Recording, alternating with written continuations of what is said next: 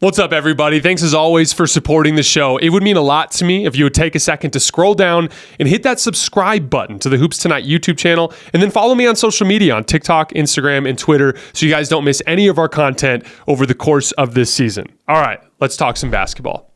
This is what the Kings do. And they specifically had a lot of success this year setting ball screens further away from the basket. This has been a pretty consistent counter that I've seen around the league for ball pressure.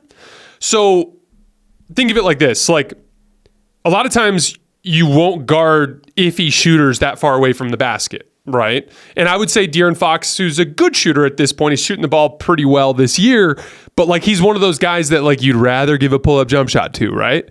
But the tricky part is like a lot of coaches really want to apply ball pressure for obvious reasons. If you apply ball pressure, it can get teams to slowly get the ball across half court, which cuts into their time in the shot clock. It's a good rhythm disruptor. In general, I think it serves to make ball handlers less comfortable, which can help you force them into lesser games because they're not as confident, not as comfortable, not as, free-flowing as they're used to being. But one of the counters to that is if you apply ball pressure that far away from the basket and you set a ball screen there, it can put that on-ball defender in a really tough predicament. And the Kings have been killing teams with this, not just regular ball screens that far away from the basket, but they also run this they run it out of horns where they'll have like Harrison Barnes and Domantas Sabonis basically come up to De'Aaron Fox right at the top of the key, but like extend it out to like 30, 35 feet. And they'll just both screen the on-ball defender. And then Sabonis will roll downhill super hard and Harrison Barnes will pop out to the three-point line. And they just absolutely kill teams with that as well. But like, this is the thing. That this particular team, this is the predicament they put you in.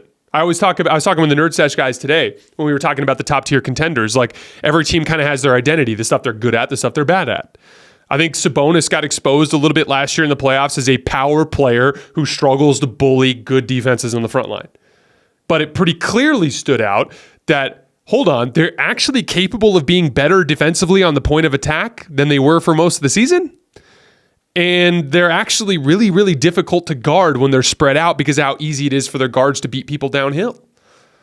And I think like coming out of that playoff run, if you guys remember, I talked about how the two guards was an excellent foundation, but they had to find a way to get more stops than they were getting, right? This is where I want to move into the Kings deep dive a little bit because, again, if we look, Kings have won 8 out of 10. The 2 they lost were to the Pelicans, and they got just absolutely sliced and diced by Zion Williamson in those games. And if you really look at their roster, that's like the one positional archetype that they're just not set up to handle, right? And the Kings have some gaping flaws. That's why I don't consider them to be a top-tier contender, right? But outside of those 2 games, these are the other wins over that 10-game stretch. They beat the Warriors last night, right? They went into Minnesota and blew out the Timberwolves. They're one of my top-tier contenders. They went into Dallas, blew out the Mavericks. They went into Los Angeles and blew out the Lakers. That's one of my top-tier contenders. Then they beat the Cavs and the Thunder at home. They've been probably the most impressive team in the league over the last 2 or 3 weeks. So, like, this is a team that's playing basketball as well, if not better, than anybody in the league right now.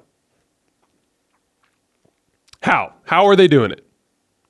What I think is super fascinating is they're only 10th in offense over this span.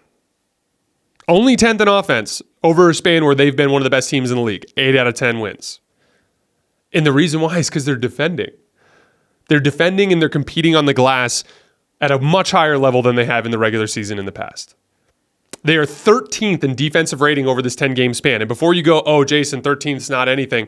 What were the teams they played? Look at the teams they played. They played a boatload of good playoff teams and had the 13th best defensive rating over that span. I don't think that's a coincidence. And the big thing that's standing out to me on tape is just commitment from the perimeter defenders. This is a team that has a lot of speed and length on the perimeter. And so when those guys do their job, it's an easier job for the interior players, right? They're actually doing a particularly great job of chasing teams off the three-point line. I talk about this a lot in terms of defensive foundations. You need to be either really good at protecting the paint or really good at protecting the three-point line. Preferably both. And the top defenses in the league are usually good at both. But you need to be able to be really good at least one of them from a schematic standpoint. So for instance, if you're a team that struggles at the point of attack, you can still defend the paint well by having a really strong help and recover system. But you're probably going to give up a lot of backside threes. If you have a lot of perimeter speed and you struggle in terms of interior size, it actually makes sense to do what the Kings do and just chaotically chase everyone off the three-point line. Because that's your biggest advantage is perimeter speed. And so they're actually the third best team in the NBA over the last 10 games at guarding the three-point line. They're allowing just 31.1 three-point attempts per 100 possessions. That's insane.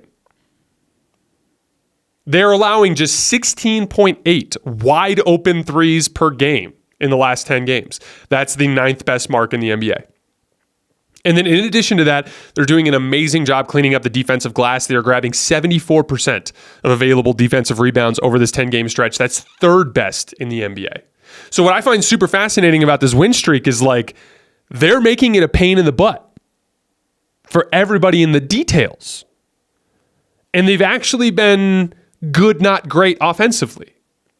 That to me is a really strong indicator of like an identity shift within this team that they're moving towards their strengths, which is we're fast as hell.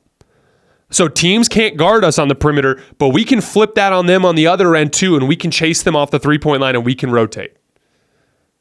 Which is exactly what they did to slow down the Warriors last night.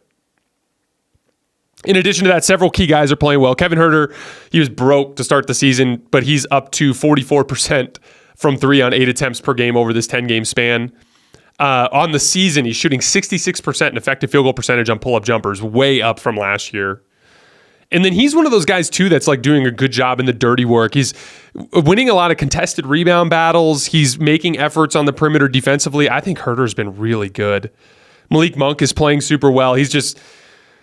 I tell you, I have, as a Laker fan, I regret that we got him when we got him because we had no opportunity in hell to maintain, to keep him because of the situation with the salary cap and where they were at with the Russell Westbrook situation. And so it was inevitable that he was going to leave.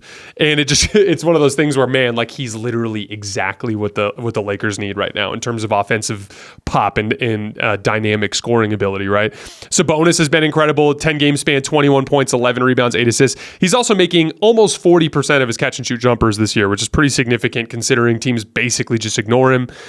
Sasha Vezenkov was awesome in this Warrior game. He's looking like a really smart addition. And then De'Aaron Fox is like flat out playing at a superstar level. He is going toe-to-toe with the best players in the league and beating them. And confident and talking shit and having a good time. Like he's playing at an extremely high level right now. He's 54% on floaters this year. The pull-up shooting is up from last year. Again, like specifically they're figuring out that these ball screens far away from the basket are just giving him too much of a head of steam. And when he gets a head of steam, he has all the reads down, and then he can stop short to make that floater, and then he can get all the way to the basket. He's just one of those guys that, like right now, with the actions that they're running and getting him those advantages that far away from the basket, he's one of the hardest players in the league to guard right now. It's that's classic combination I always talk about of reliable pull-up shooting with real downhill athleticism. But yeah, this is the version of the Kings that can make noise in the playoffs. Not last year's version.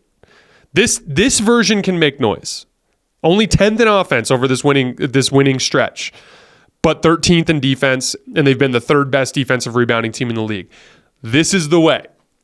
This is the way.